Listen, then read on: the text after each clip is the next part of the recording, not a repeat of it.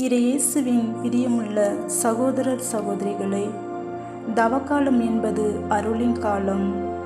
தவக்காலம் என்பது உள்ளார்ந்த மாற்றம், தூய்மை மற்றும் இறைவன் மீது கொண்டுள்ள அளவில்லாத விசுவாசம் கொண்ட வாழ்க்கை காட்ட உதவும் ஒரு முக்கியமான காலமாகும்.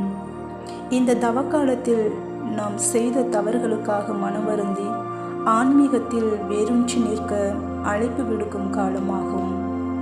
ஆம் அன்பானவர்களே, தவக்காலத்தின் 3ஆம் வாரத்தில் பயணித்து கொண்டிருக்கும் நாம் கிறிஸ்துவின் போதனைகளை கேட்டு அதன் அடிப்படையில் வாழ நமக்கு அழைப்பு விடுக்கிறது. இந்த மத்தேயு நற்செய்தி அதிகாரம் 23 இறைத்திரு வார்த்தைகள் 1 முதல் 12 முடிய வசனங்கள்.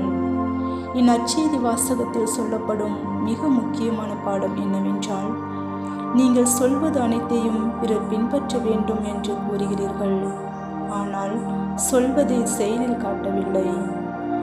நாம் சொல்வது மட்டும் சரியானதாக இருக்கக்கூடாது, மாறாக அதை செயலிலும் காட்ட வேண்டும். கிறிஸ்து இதைதான் நமக்கு வலியுறுத்துகிறார்.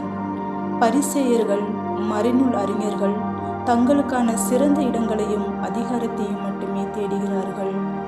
அவர்கள் சொல்வார்கள், ஆனால் செயலில் காட்ட மாட்டார்கள். இயேசு கிறிஸ்து நமக்கு கூறுவது, நீங்கள் எவ்வளவு உயர்ந்த நிலையில் இருந்தாலும் தாழ்மையோடு வாழ கற்றுக்கொள்ளுங்கள். ஏனெனில் நாம் அனைவரும் ஒரே சகோதரர் சகோதரிகளாக இருக்கின்றோம். நாம் ஒவ்வொருவரும் தங்கள் தாழ்மையையும் அன்பையும் இரக்கத்தையும் காட்ட வேண்டும். இயேசு நம்மிடம் உண்மையான அன்பையும் இரக்கத்தையும் மட்டுமே காட்டுகிறார்.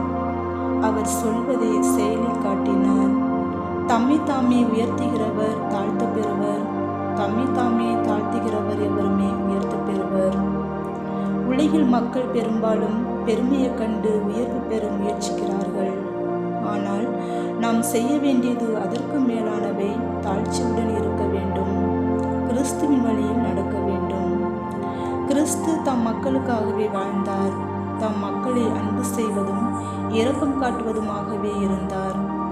நமக்கு உண்மையான உயர்வு என்பது சிறந்த இடம் நாடுவது அல்ல, மாறாக இறைவனிடம் நம்பிக்கை வைக்கவும் மற்றவர்களை நேசிக்கவும் தாழ்மையாக வாழ்வதே சிறந்தது என்று குறிப்பிடுகிறார்.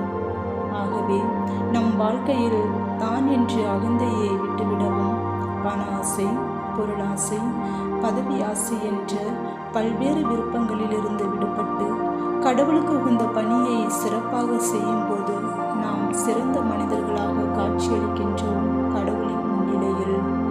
ஆகவே நம்முடைய சிந்தனையும் செயலும் பிறருக்கு உதவி செய்யும் நோக்கம் கொண்டிருக்க வேண்டும். அப்போதுதான் நாம் உண்மையிலேயே இயேசுவின் போதனையை பின்பற்ற முடியும். நாம் செய்யும் செயல்களில் உண்மை, நேர்மை, நியாயம் இருந்தால் அந்த செயல்தான் வாழ்வின் உண்மையான மதிப்பை வழங்கும் என்ற சிந்தனையோடு செயல்படுவோம். வாழ்க்கை பயணத்தை தொடருவோம்.